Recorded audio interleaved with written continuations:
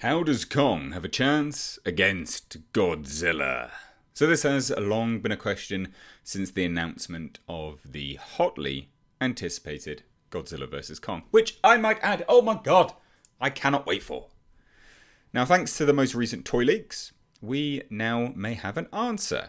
So Kong may actually have a strong chance against Godzilla by using Godzilla's own body against him. Now, I will say though, there are definitely some caveats to that statement, so calm down, everyone. First things first though, spoilers ahead, so click off if you don't want spoilers. Now that out of the way, let's just jump into it.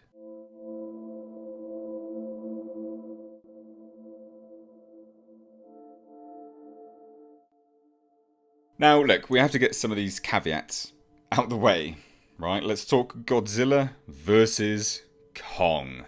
Kong is, in his simplest form, a gigantic monkey. Now Godzilla is, in his simplest form, a giant, fire-breathing lizard. Now that's ultra simplistic, I'm aware, but although all of these things, now I'm about to theorise here, are definitely what I believe could be the way that Kong has a chance, this is not me saying I believe Kong will beat Godzilla, or in fact vice versa. This is me just having a bit of fun, which I think we all deserve at this current point in time. And it's also just really fun to talk about a movie that I am hotly anticipating. Now the recent toy leaks and leaks from renowned leaker Sayaka indicate that Kong will be using weaponry to his advantage in the film. Now this is not exactly a great leap. Okay, this is not a surprise. We have been shown Kong already has an affinity for weapons, and he is smart enough to utilize them to the full capabilities. We've seen that. Okay, we saw it in Kong Skull Island. Kong displays a great ability to improvise with his surroundings and use them for offensive attacks. The skull crawlers bore the brunt of chains, propellers, and even trees. So to hear that Kong will once again use weapons, well, look, it's not a surprise, is it? The surprise and the kind of air of suspension of disbelief is coming from what type of weapon he is said to be using. So the recent leaks from Sayaka indicate that Kong will use an axe-like weapon. Now upon first glance, you hear this and you go, that seems to sound very, very out there and almost, I would say initially, near laughable. Especially considering how Kong is supposed to be. He's supposed to be absolutely massive in this upcoming film. He's supposed to be so big. So how would he get a weapon so large? How would he get an axe so large? Now I, again, was initially in that camp of confusion. How? It does not make any sense. But then we got the toy leaks. Now these opened up a brand new theory, to me anyway, and something which I believe definitely works, and it makes sense, in my eyes anyway. So the toy packaging, got to say, yes, they're absolutely not always right. Okay, I understand that there were some things with respect to the other toys that were revealed, which we have since heard are complete nonsense. But it's really important to note that some of the toys, okay, and in conjunction with Sayaka, who said that Kong uses an axe, and then seeing that toy, it is really all but confirmed at this point in time. Really important to note, Sayaka has, as far as I'm aware, 100% confirmation basis on his leaks. Okay, so when he says something, it is proven to be 100% right. Now, it's not to say that the reshoots could change it, but I would feel it's incredibly unlikely that they're going to change these kind of key plot points at this point in time. Now, the axe that Kong wields, again, in terms of the toy packaging anyway, seems to be made from bone. Okay, so this removes the kind of premise of how would he get a tree large enough. It looks like a femur, to be more precise. And again, like I said, I had initially thought to myself, how does Kong get a tree large enough? He's supposed to be massive in this upcoming film. How would he find a tree that large? Well, Adam Wingard and Michael Dougherty seem to have found a way around that. Now, Kong seems to be wielding a bone, and what's in the end, this is really important and comes into my theory, it looks like a Godzilla dorsal plate. So, I know, stop, calm down. I'm going to paint you a scenario, a picture, that could explain how this situation comes to be in a way in universe and how it makes sense. And also, how that means Kong stands a chance. Now, Kong, the mighty ape on Skull Island.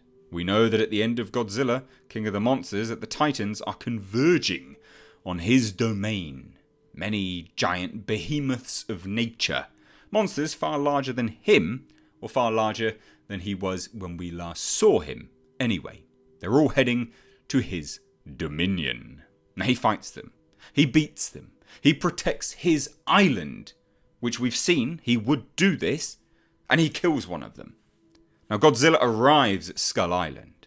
The king of the monsters.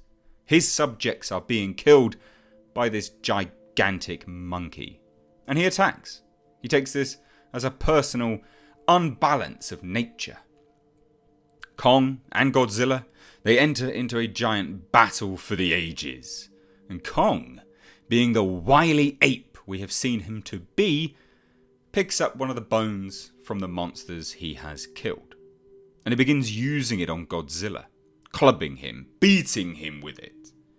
And yes, in this scenario, because of plot armor, Godzilla hasn't just lit Kong up into a burning ball of fire, which, again, I said with the caveats, he definitely can do. And I understand that, okay, I understand it, but let's just hang in there for 1 second. So Kong, he's going at it. He's clubbing Godzilla with this bone. Godzilla gets the upper hand, and he knocks Kong away. Kong gets up, and in one beast strike, brings the bone down onto Godzilla's back. And the dorsal plate pierces the bone, which I think, personally, I believe it would do. It's tough. It's radioactive. We said that there's some elements to the dorsal plates which are almost like a storage point for the radioactive energy. So I think it would pierce the bone, no matter where the bone came from. I believe Godzilla is strong enough to do that. And then Kong snaps the plate off. Somehow. I haven't quite figured that out yet, but he snaps the plate off. And he now has a piece of Godzilla. He now has an axe. He now has a weapon that can be used against Godzilla with potentially great effect. Now we know Godzilla feeds off radiation. We know he's essentially invulnerable. We know he is an absolute endurance beast. But what about his own body? Is it impenetrable from his own cells, his own biology? Probably not. Or at least that's the theory that I'm posing here. And yes, we have seen Godzilla take some beating and his body being crushed and cut open, but that was by King Ghidorah. Okay? That's not by a simplistic monkey. I think that Kong, to stand a chance in this fight, would have to get a piece of Godzilla. And we see it. We see it in the toy packaging. It looks like a dorsal plate. It's shiny. It's similar-ish in shape. So I think this is how Kong can stand a chance against Godzilla, only in this very small plot armor-based scenario that I'm painting for you here. Yes, I know, it is absolutely a case of plot armor. I'm aware, but that's how films work. And you can paint a story any which way you like to make sure that things can happen. And I think that this is a potential. It answers the question how Kong gets an axe. How would he get an axe big enough, for God's sake? It doesn't make any sense in any way, shape or form. And I've thought about this multiple ways. I just can't see how he would have an axe otherwise. So I think all of the Titans which we know to be converging on Skull Island, I think one of them dies at the hands of Kong, or maybe a Skullcrawler, who knows? Maybe Godzilla, mistakes Kong as the perpetrator for this and goes and attacks him. Who knows? Again, just a theory. Maybe he uses one of the bones and then turns it into an axe. But there you go. What do you guys think about this theory? Let me know down below in the comments section. Are you hyped for Godzilla vs. Kong? I most definitely am. I really, really can't wait. If you enjoyed this theory, please do help the channel out by sharing this video and liking it and commenting down below. This is a tough time for everyone at this point. It really, really is, especially the YouTubers that you are turning to for entertainment whilst you are stuck inside. We are suffering as well as a result of ad rates and all of this stuff. So please consider that when you're using ad blocker or when you skip videos and adverts and things like that.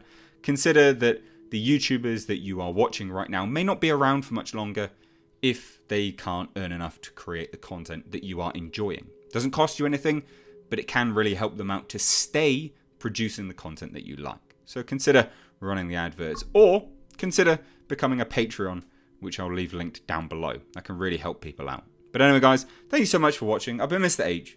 Take care.